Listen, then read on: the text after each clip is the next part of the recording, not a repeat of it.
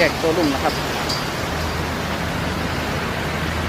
จะมีเจ้าที่มาอำนวยความสะดวก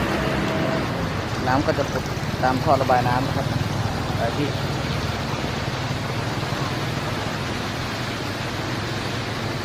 น้ำเยอะเลยครับ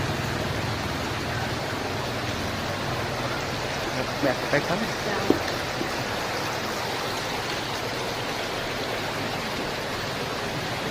แยกตัวลุ่มเอาน้ำมาจากไหนครับน้ำไหลเยอะเลยนะครับ